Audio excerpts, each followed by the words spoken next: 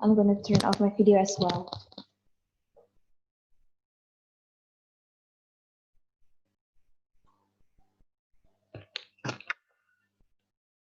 Okay, hi, good morning. How are you today? I'm fine. Fine. Not bad. Okay, nice. So nice to meet you again. So today we're going to begin our first lesson, and it is about introducing oneself.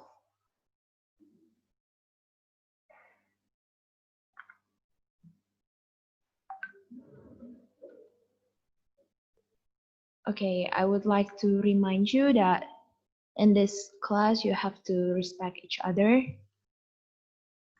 Yeah, treat the people the way you like to be treated. Use kind words, and you have to be on time. Thank you for being on time. And then you have to concentrate, listen to your teacher, and then the last is finish your work on time.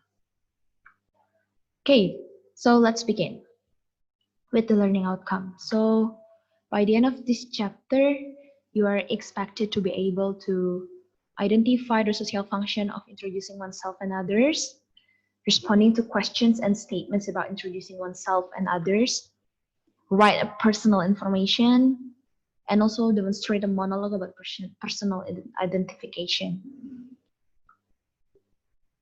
Jadi tujuan pembelajaran kita untuk chapter ini itu adalah kita bisa mengerti ekspresi-ekspresi bagaimana yang kita gunakan ketika kita memperkenalkan diri dan memperkenalkan orang lain, bagaimana cara merespon terhadap pernyataan-pernyataan tersebut, bagaimana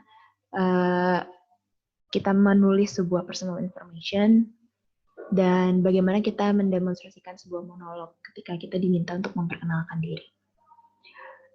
But first of all, I would like to ask you: Have you watched the video that I already sent to you through Yes. WhatsApp group? Yes. Yes. Okay. Oh, I'm gonna ask Gisela, Reisha. Gisela, can you hear me?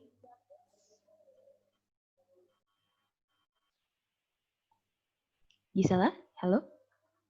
Hello. Okay. So after watching the video, what did you get? Apa yang kamu udah dapetin setelah kamu nonton video itu? Cara perkenalkan diri. Gimana memperkenalkan dirinya? Nama, terus hobi dan dream. Dan Yep. cita-cita. So that's the simplest way how to introduce yourself in front of others. Jadi itu sebenarnya salah satu cara bagaimana memperkenalkan diri. Kan kadang kita bingung ya kalau misalnya kita disuruh memperkenalkan diri, mention nama, mention umur gitu kan biasanya, lalu mention asalnya dari mana gitu. But in that video we can learn how to introduce ourselves in a very good outline. So first of all, you are asked to mention about your life, your name, your background information. And after that, you have to mention your hobby, your daily activities. And it will be ended by mentioning your dream for your future.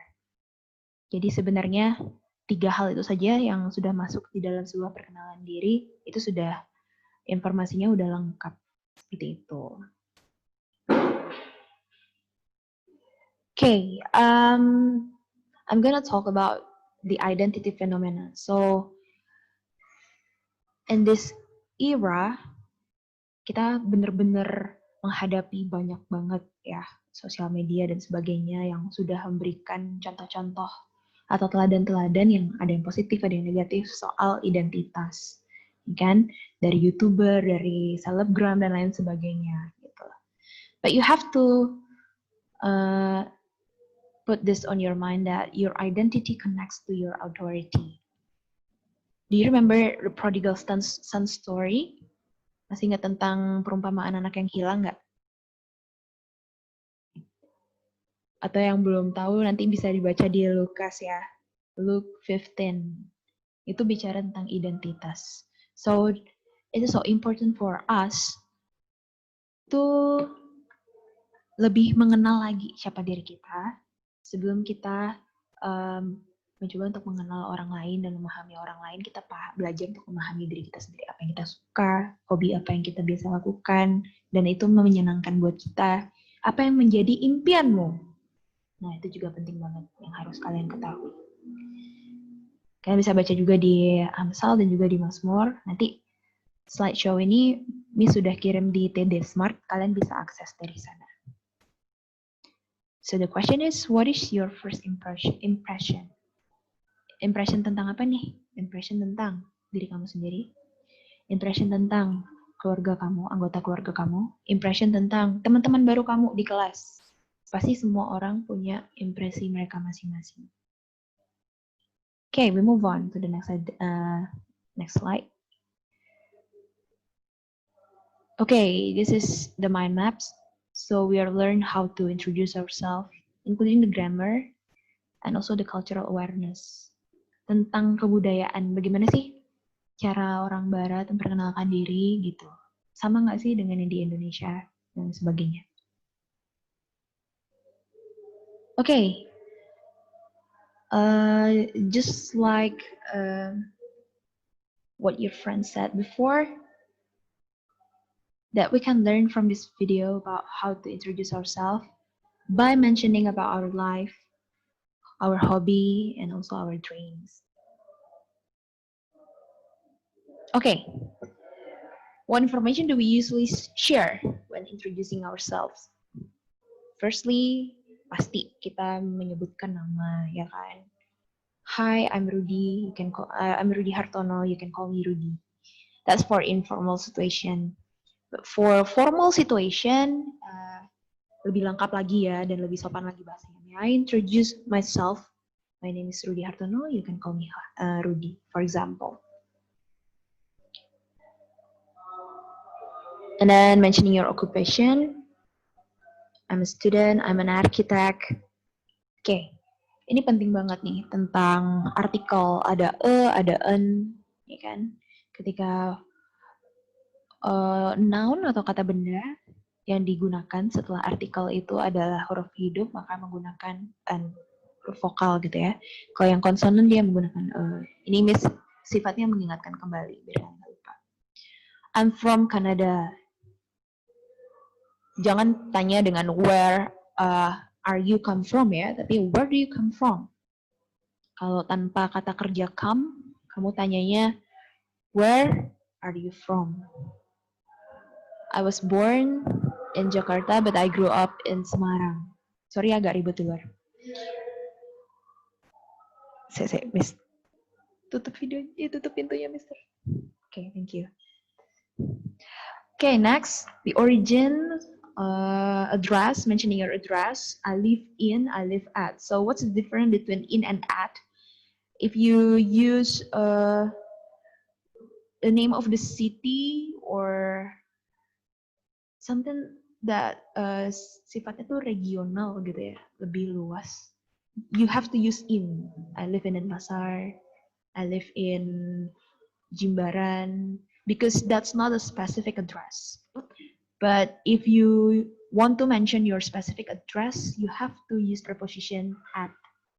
Ya, Mas ingatin lagi. Kalau lebih spesifik lagi, kamu mention alamat rumahmu, perumahan berapa, nomor berapa, nah itu kamu harus pakai at. Kalau masih general, sifatnya regionalnya, kamu mentionnya pakai in. Okay. Next. Sorry ya, internetnya agak lelet nih. Okay, this one. I live with my parents in Semarang. I don't have any brothers or sisters. But this the kind of personal information. You rarely mention this when you introduce yourself. Sebenarnya kita jarang ya mention kayak gini. But for Indonesian culture, it is ya hal yang biasa untuk menyampaikan seperti ini. Nanti kita bandingin deh di pertemuan berikutnya, kita lihat lagi yang lebih dalam tentang cultural awareness-nya ya. Ini baru masih ke grammar-nya. Okay, for mentioning hobby, I like cooking very much. Traveling is my job. Okay, do you know why hobby is mentioned in the form of verb ing, or we call it as jiran? Ada yang tahu nggak kenapa ketika mention nama hobi gitu, hobi yang kita sebutin tuh pasti dalam bentuk verb ing? Because we're still doing it till now. Okay, thank you. Who start? Tadi siapa yang ngomong? Hello, Sayan ya? Yeah, Miss? Okay. Any other opinion? Why we use verb ing while mentioning our hobby? Selain Sayan nih. Sayan, thank you ya. Nggak ada nih, benar. Oke, gimana? Putus-putus, sorry. Apa pertanyaannya? Kenapa kita menyebutkan hobi itu pakai verb ing nih? Kayak cooking, traveling gitu. Singing, Kita lakukan swimming. soalnya. Kenapa? Masih kita lakukan? Masih kita lakukan? Oke. Kurang lebih sama ya jawabannya ya. Masih dilakukan. Well, that's not the correct answer actually. Sebenarnya kenapa hobi itu harus dimention dalam verb ing? Itu karena hobi ini tergolong ke dalam sebuah aktivitas. Aktivitas itu harus disebutkan dalam bentuk kata benda. Sementara setiap hobi yang dilakukan itu biasanya berasal dari kata kerja, ya enggak? Cook, memasak, travel, berpergian, swim, berenang, sing, bernyanyi. Itu semua kata kerja, ya kan? Misalnya, I swim at Club Jimbaran every Sunday, misalnya kayak gitu. Saya berenang tiap hari Minggu di Klub Jimbaran, gitu kan? Jadi I swim di situ berbentuk kata kerja. I plus verb. Subject plus verb. Tapi ketika Miss mentions swim itu sebagai sebuah hobi, maka nggak boleh disebut sebagai kata kerja lagi. Makanya dia ditambahin ing. Dan fungsi dari verb ing di sini sudah bukan sebagai kata kerja atau sebagai verb lagi, tapi sebagai kata benda. Makanya kita kenal dengan istilah, ada yang tahu istilahnya? Gerund. Yes, correct. Jiran, ya. Benar banget. Jadi itu disebut sebagai jiran. What is jiran? Jiran is verb ing that functions as noun. Jadi verb ing yang berfungsi sebagai kata benda. So that's why it's not about because this kind of activity is still apa ya kita bilangnya tadi berlangsung sampai sekarang gitu kan? Until now kita masih ngelakuin. Oh, bukan seperti itu sebenarnya alasannya. Memang benar hobi itu adalah sesuatu yang kita lakukan misalnya in our daily activities. But why hobi itu harus dimention dengan verb ing itu karena dia harus disebut dalam bentuk kata bendanya, bukan kata kerjanya. So that's why we need jiran, verb ing as noun. Jelas ya? Ada pertanyaan nggak sampai sini atau Miss kecepatan nih? Halo? Hai. Terus putus ya? Halo. Enggak, Kalian bisa dengar suara Miss jelas? Bisa. Oke. Nanti respon ya. Nanti takutnya Miss sudah nyerocos panjang lebar ternyata. Tadi soalnya ada sedikit down internet di sekolah gitu. Jadi susah koordinasi kalau kalian nggak ada respon. Jadi kalau Miss tanya, kalian respon ya. Biar tahu koneksinya lancar atau enggak. Ya, Oke, Miss. Sip. Okay, move on to the next one. Mentioning our phone number. This is our personal information juga. Tapi ketika introducing oneself in front of some kind like a seminar gitu misalnya, atau ketika mentioning our personal identification in formal situation like interview gitu, biasanya kita jarang pakai phone number, mentioning phone number kayak gini ya. Okay, move on. Okay, this one. Ini salah satu cultural awareness yang bisa share. In English, we use a full name or a family name. Ya, dalam bahasa Inggris tuh ada nama keluarga. Beberapa dari kalian mungkin ada nama keluarga. Use a full name, first name, or short name. Without a title. Tanpa gelar. Gelar di sini bisa misalnya kayak Master of Education gitu misalnya. Bachelor of Arts gitu misalnya. Jadi ketika mereka udah lulus S1 gitu misalnya, disuruh memperkenalkan diri, mereka nggak pakai nama lengkap berserta gelar gitu ya. Hello, my name is David Hasselhoff, Bachelor of Art gitu, enggak. Biasanya itu hanya untuk kalau ketika dia dimentionin sama MC gitu baru butuh gelar gitu. Tapi ketika memperkenalkan diri sendiri, udah mention nama lengkap aja gitu. And the response, ketika situasi formal, we should respond with mentioning his or her family name. Nice to meet you, Mr. Hasselhoff. Saya kayak gitu. But in Indonesia, people tend to address a person by using the first name. Biasanya orang Indonesia tuh nyebutin nama depannya aja. Okay, next. Okay, grammar in action. Ini pelajaran dari SD sebenarnya.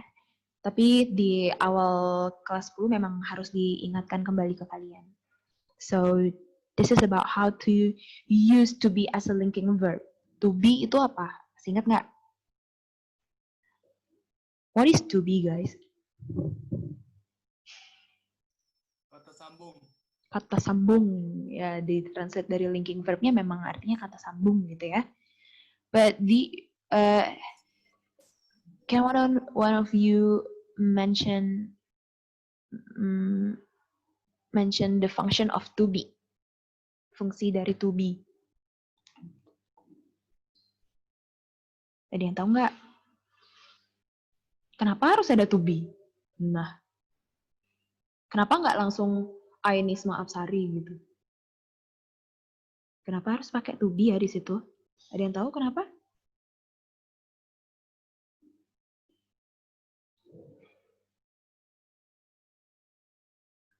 Halo? Nggak ada yang mau jawab nih? Kalau nggak tahu bilang nggak tahu gitu. 1, 2, 3. Tahu, Miss. Tahu. Oke deh. Kirain Yes, ada Miss, yang saya mau jawab. Oh iya, oke, please. Jadi to be itu kayak sebagai kata penghubung gitu antara artinya kayak adalah gitu, kayak kata penghubung. Oke. Itu tadi siapa yang ngomong ya? Sorry, Miss belum lihat. Saya di sini, Miss. Winona. Oke, Wine. Thank you for your opinion. Ini nge-like ya? Oke. Ya, Miss. Nah, thank you Wine. Bener banget sebagai kata penghubung. Tapi perlu kalian ingat ya, thank you Wine udah kasih jawaban. Kenapa harus ada to be gitu? Kenapa harus ada linking verb? Karena gini, setiap kalimat dalam bahasa Inggris itu harus ada kata kerja loh. Nggak boleh nggak ada kata kerjanya. Kalau misalnya Miss bilang gini, Winona cantik gitu dalam bahasa Indonesia. Ada kata kerja nggak di situ?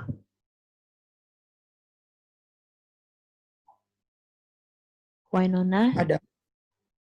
Apa kata kerjanya? Ada, Miss. Ada yang bilang ada yang bilang nggak ada. Nah, Nggak ada. nggak ada. Terus yang ada apa dong? Ada. Kata sifat. Wah, bener banget.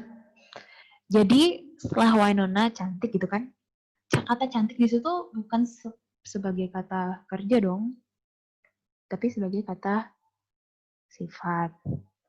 Nah, kalau dalam bahasa Indonesia kan bisa kita ngomong kayak gitu.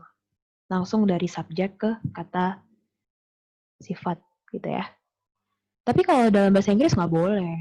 Bahasa Inggris harus ada kata kerjanya. Gitu. Makanya butuh kata kerja bantu alias auxiliary verb alias to be itu sendiri. Yang menghubungkan, nah ini baru kaitannya dengan linking verb tadi. Yang menghubungkan antara si I tadi, si subject, dengan kata-kata selain kata kerja. Selain kata kerja ada apa? Kata sifat alias adjective. Kata keterangan, as adverb. Adverb ada 3 lagi, adverb of time, adverb of place, adverb of frequency, ya kan?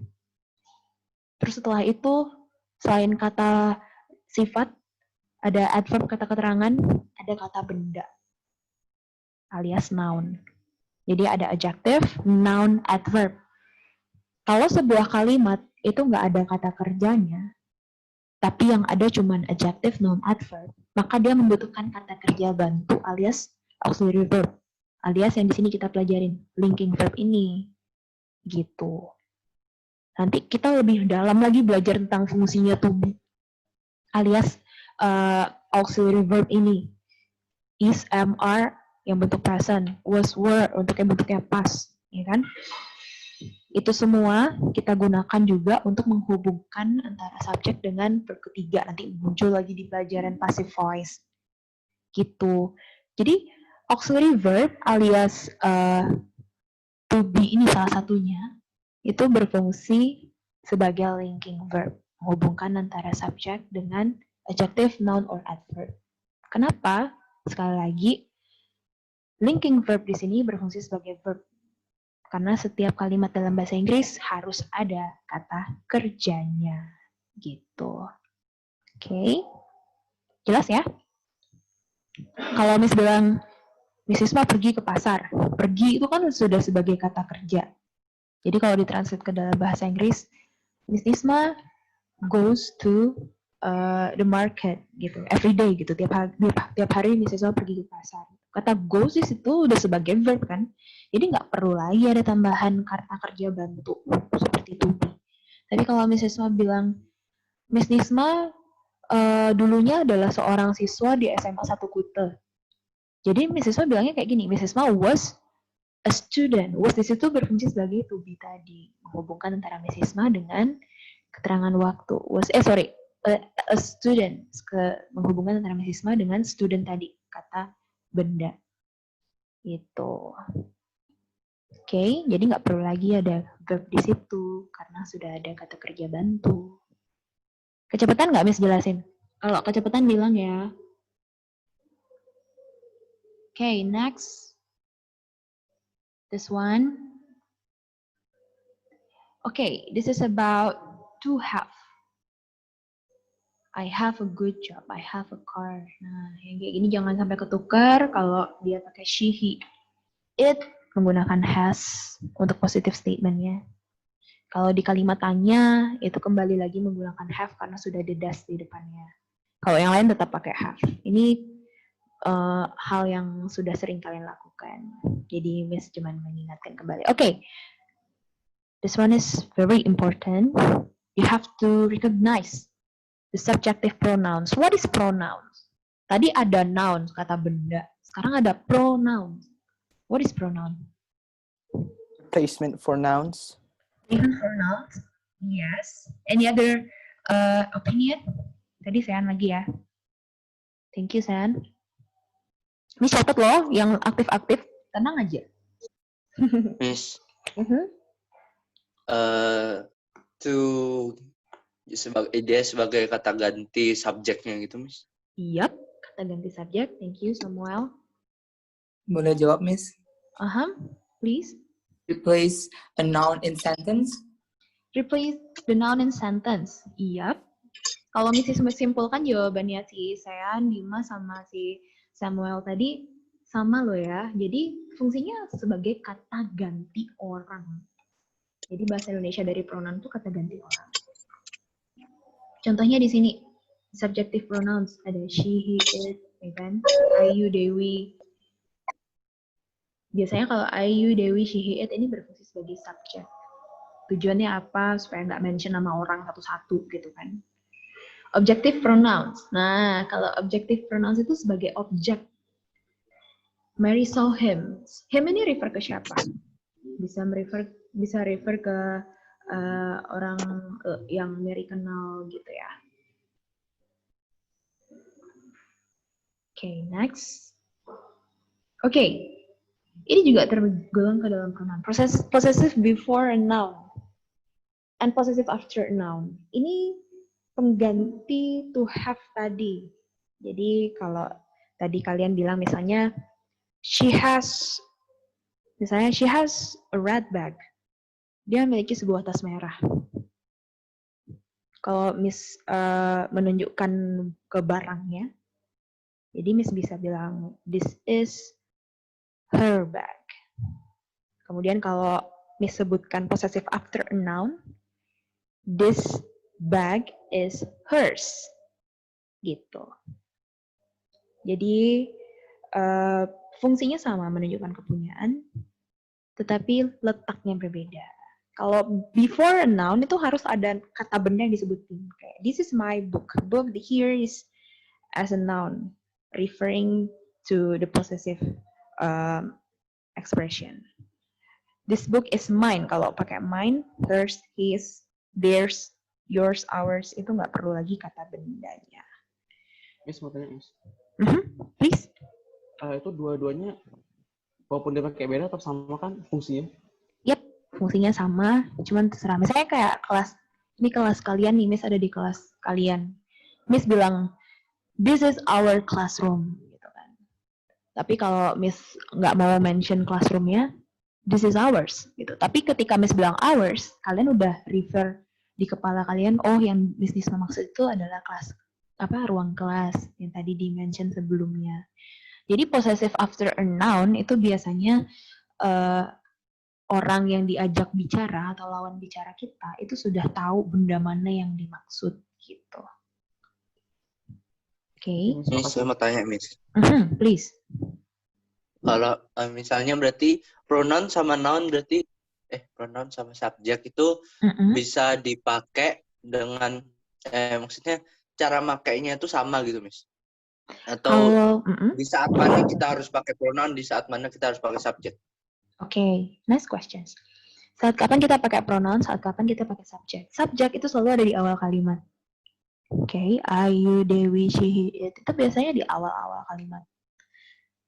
Kalau kalau pronouns, kata ganti orang, itu biasanya disebutkan di setelahnya, gitu ya.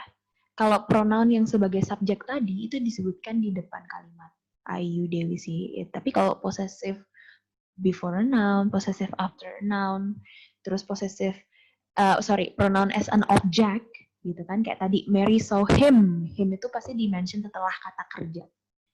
Jadi balik lagi ke slide sebelumnya.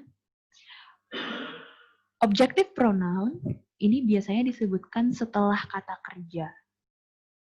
Kenapa? Karena objective pronoun ini adalah seseorang atau benda atau kata benda apapun, ya bisa it kan, bisa her, bisa them itu, yang dikenai kata kerja. Misalnya kayak gini, I love my parents, I love them.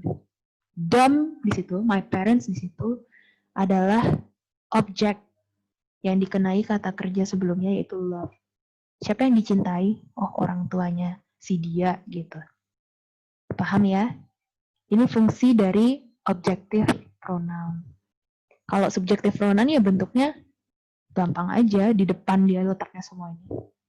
Misalnya she usually goes to school by bike.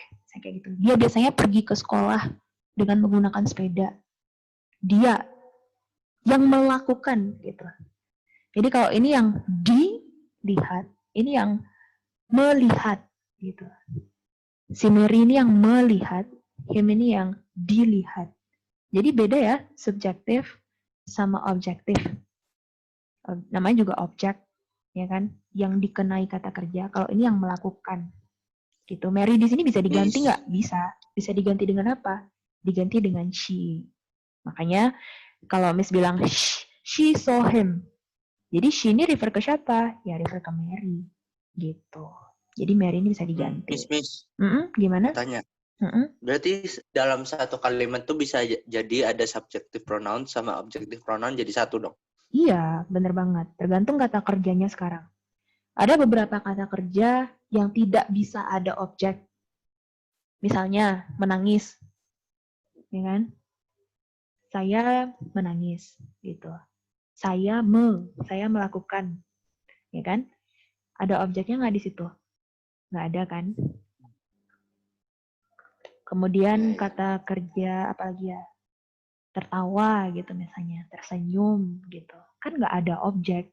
Yang ada objeknya misalnya apa? Menendang gitu. Apa yang ditendang? Bola. Mencium gitu. Apa yang dicium gitu. Memeluk, apa yang dipeluk gitu kan. Pokoknya ketika kita bicara objective pronoun, kalimatnya tuh pasti bisa dipasifkan. Kayak tadi, Mary saw him. Him di sini dilihat oleh Mary. Gitu. Jadi bentuknya bisa dipasifkan. Nanti kita belajar kalimat aktif, kalimat pasif lebih lanjut ya. Ini biar nggak terlalu lama. Yang penting kamu tahu, apa sih subjective pronouns? Oh, subjective pronouns tuh he, she, I, it, they, you, we. Objective pronouns tuh apa aja? Ada him, her, me, it, them, you, us. Gitu. Possessive pronoun itu untuk apa sih? Menyatakan kepunyaan. Bagaimana dengan possessive after noun? Sama, menunjukkan kepunyaan. Bedanya apa, Miss? Bedanya cuma di kata bendanya. Kalau my, di sini pasti ada diikuti kata benda. My book, my glass, my handphone, my boyfriend, gitu kan. Ada kata benda yang mengikuti. Tapi kalau possessive after noun itu tidak ada kata benda yang mengikuti. Next. Raising and falling intonation. Okay, raising intonation is used for interrogative question. Are they students? Are you Mr. Smith? Jadi ketika bertanya seperti itu, nadanya meninggi gitu. Falling intonation is used for statements and WH questions. Who are you? Jadi di awal tinggi, belakang menurun. Nah, raising and falling intonation ini ada di buku pathway kalian bisa latihan. Miss kebetulan lagi nggak bawa bukunya.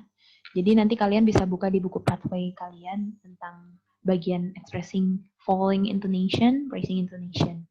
Cara latih raising and falling intonation, karena ini penting banget ketika kalian menghadapi wawancara atau apa gitu, biar nggak semua nada kamu naikin, nggak semua nada kamu turunin gitu kan. Kayak sekarang aja anak-anak udah terpatri gitu di kepalanya ketika ditanyain, okay, good morning students, how are you today? Nah, itu nadanya udah terpatri di kepala kan.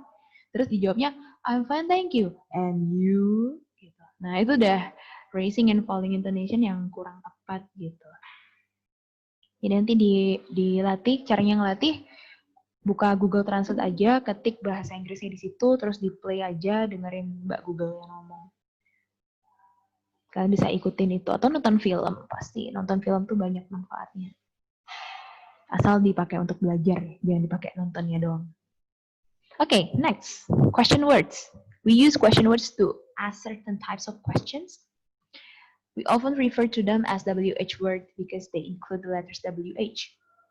Ada what, who, why, when, where, how. Ini sering banget kalian gunakan. What is your name? When were you born? Where do you live? Which house is yours? Ini Miss nggak ulang lagi ya. Kalian pasti udah sering pakai. Okay. This one is, there are 3 different dialogues. Ada 3 dialog yang berbeda kalau nggak salah di sini Miss siapin buat kalian. So, ini kira-kira bentuk interview ya, yang bisa kalian bayangkan gitu nanti, karena ujian praktek kita seperti yang Miss bilang sebelumnya, kita akan menggunakan interview gitu. Kalian disuruh untuk memperkenalkan diri kalian. Jadi ini salah satu kutipan percakapannya. Well, I would like to kindly ask Angel Claudia Halim. Angel, can you hear me? Yes, Miss. Okay, Angel, you will be the interviewer. And Katrina Laksana, you will be Sarah. Catherine? Yes, Miss. Oke. Coba dibaca percakapan ini. So, Sarah, what do you want to be? I want to be a journalist. Are your parents involved in journalism? No, not at all. In fact, journalists are pretty unpopular in my house. My father's interested in the news, but he isn't very keen on journalists. Keen on journalists. He thinks most of them are arrogant, dishonest, and irresponsible. Okay, thank you. So Sarah, what do you want to be? I want to be a journalist. Nah, ini bicara tentang future, ya kan? Your dream for the future. Kalian lihat dulu ekspresi yang ada di garis bawah. Are your parents involved in journalism? Involved in ini berarti orang tuamu itu profesinya jurnalis juga, gitu, atau berkecimpung di dunia jurnalis juga, gitu pertanyaannya. Lalu ada kata interested in, tertarik dengan, gitu ya. Jadi ingat pasangannya involved itu pasti in, interested itu juga pasangannya in. Lalu ada ekspresi seperti keen on. Ada yang tahu artinya keen on? Isn't very keen on journalist. Keen on itu bisa berarti suka gitu ya. Tertarik juga gitu. Artinya sama dengan interested in. He thinks most of them are arrogant, dishonest, and irresponsible. Oke, menurut Budi, Dharma, Arya Putra. Halo, Budi. Yes, Miss. Oke, menurut Budi, bagus nggak jawabannya Sarah kalau di jawabannya kayak gitu? Bagus sih, Miss. Bagus ini. Menurut kamu baik nggak kalau seandainya dia menyebutkan nih kayak my father's interested in the news but he isn't very keen on journalists. He thinks most of them are arrogant, dishonest, and responsible. Jadi ini kayak ngungkapin pendapat ayahnya gitu ya, bahwa ayahnya berpikir para jurnalis itu sombong, tidak jujur, tidak bertanggung jawab gitu. My opinion, sebenarnya kalau ngungkapin pendapat sih nggak salah menurut saya, tapi pendapatnya yang gimana dulu. Kalau yang kayak gitu sih nggak semua kan jurnalis kayak gitu. Iya, thank you. Semua setuju nggak sama Budi? Setuju. Setuju ya, karena kurang baik gitu untuk menyebutkan seperti ini. He thinks most of them are arrogant, dishonest, and irresponsible gitu. Seharusnya yang hal seperti ini nggak usah di-mention. Walaupun kamu belajar nih kata-kata sifat seperti arrogant, dishonest, irresponsible gitu, tapi ketika ditanyakan, are your parents involved in journalism? Lalu kamu menyebutkan pendapat ayahmu yang demikian, itu kurang tepat gitu. Lebih baik cukup sampai di he isn't very keen on journalists gitu. But kalian yang pengen tetap jadi jurnalis, kalian tetap mengejar mimpi tersebut gitu. Mungkin bisa ditambahin seperti itu biar lebih enak didengar. Okay, next. Okay, this one. Miss bacain aja buat kalian ya. David, why do you want to be a politician? Okay, politician di sini yang menjadi occupation-nya. Lalu dijawab sama David, I'm really disappointed with our government. Perhatikan bagian yang di garis bawah ini, disappointed with. Jadi kalau kalian menyatakan rasa kecewa kalian, kata disappointed itu dihubungkan dengan preposition with. Kalau di percakapan sebelumnya kita belajar involve pasangannya in, interested pasangannya in. Kalau disappointed itu pasangannya with. Young people have a lot to say, but politicians don't listen to them. They just think teenagers are lazy and miserable. What do you think you could be a politician? I'm passionate about. Nah, perhatikan bagian I'm passionate about. Jadi ketika kamu menyatakan tentang passion kamu bisa menyatakan seperti ini. I'm passionate about my country, gitu misalnya. I'm passionate about journalism. I'm passionate about music, misalnya kayak gitu. I also have the right character. I'm not at all shy. In fact, I'm very outgoing and I'm good at public speaking. Nah, kata good juga, good at. Ini bicara tentang ability kamu, kemampuan kamu ya. Good itu pasangannya ya. I'm good at. Jadi nggak harus kamu mention and I have a very good skill at gitu. Jangan kayak gitu. Jadi bilang aja dengan simple I'm good at gitu. I'm only 16 now, but I'm very inexperienced. So I'm very inexperienced, kurang berpengalaman. But I'm serious about politics. Nah, serious pasangannya about. Ini penting banget ekspresi-ekspresi seperti ini kamu ketahui supaya nanti ketika kamu speaking, kamu bisa menggunakan ekspresi-ekspresi berikut. Jadi nggak bahasa kalian itu nggak gitu-gitu aja gitu. Okay? Okay, next one. Rani, what do you want to be? Why do you want to be a surgeon? Kenapa kamu pengen jadi ahli bedah? Well, most surgeons in the UK are men, and I think that's unfair and wrong in the 21st century. I think my generation is responsible for getting more women into important jobs. Wah, ini lumayan bagus sih alasannya. Kenapa dia pengen jadi seorang pembedah? Karena di UK itu sebagian besar laki-laki yang jadi ahli bedah. Dia pikir generasinya dia itu responsible for. Nah, ingat, responsible itu pasangannya for. For ini bicara tentang preposition tadi ya. Kalau involve in, interested in, keen on, terus kayak gitu apa tadi? Sebelumnya ada disappointed with, good at, serious about, gitu. Kalau ini responsible for, bertanggung jawab atas.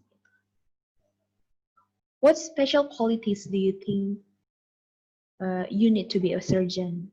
I think I need to be caring, sensible, and very hardworking. Nah, ini bicara tentang kualitas diri gitu. Harus peduli, harus sensible, harus menjadi orang yang bekerja keras. Demikian. Okay. Well, that's all for the materials today. Okay, Miss bicara tentang tugas ya sekarang ya. Stop share dulu. Okay, I already I uploaded this PPT file in TD Smart. Tunggu sebentar, Miss share dulu. Are you with me? Halo? Sebenarnya masih sama Miss ya? Yes, Miss. Yes. Yes. Yes, yes, we're still here. Okay. Wait.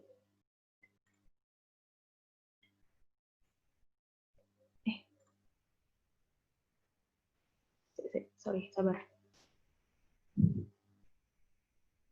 Mana gini? Ini. Okay, this one.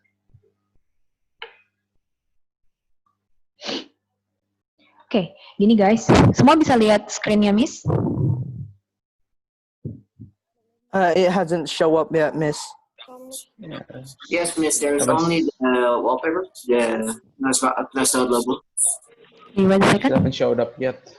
Yeah.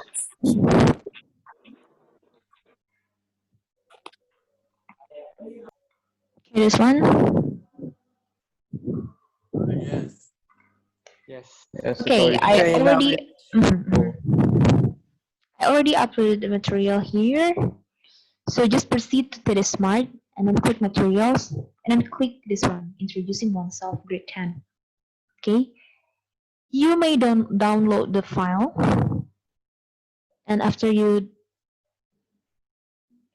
download it like this, click it twice, and after that you will proceed to this file ppt and you will find the link here. Okay, just click the link or copy paste the link into your Google Chrome or Mozilla Firefox or whatever the apps that you use. And after that, if you already copy paste and then proceed to this link. Okay. So this page will show up. Grade 10, introducing oneself. You have to add your email address. Okay, let me give your example.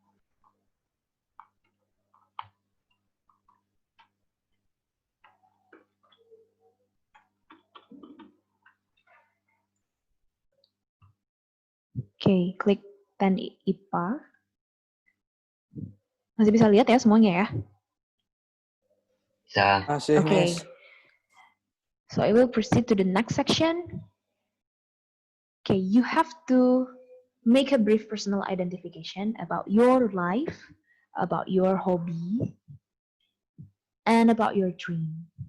Based on the video that you already watched, based on my explanation today. Okay. Please make a separate paragraph. Jadi ini for the first paragraph, second paragraph, and the third paragraph. And after that, you have to make a recording telling your personal identification based on the outline above. Buat recordingnya di handphone. Pasti filenya dalam bentuk M4A kayak gini atau kalian mau ubah jadi MP3 boleh. Don't forget to rename your file using this one, your name and underscores class, gitu ya. Is there any questions? No. Jelas ya? Miss, kapan terakhir dikumpulin? Oke, next questions. Terakhir itu dikumpul jam 2 hari ini ya. Hah? Jam 2 hari ini. Oke. Jadi dikumpul jam 2. Pendek aja, nggak usah terlalu panjang. Nah, next week we're gonna discuss about your activity today, and we'll proceed to the cultural awareness about interview session, and then we'll prepare for our speaking test. Udah gitu aja untuk minggu depan. Jelas ya? Jelas. Okay, nice. If you have any problem, ya tinggal chat aja Miss di grup, nanti Miss coba respon. Oke? Oke, Miss. Sip. That's all for today. Thank you so much for your attention. And see you next week, guys. Stay healthy ya. Thank you, Miss. You may leave this room meeting. Thanks, Miss. Okay, bye-bye. Bye. Bye.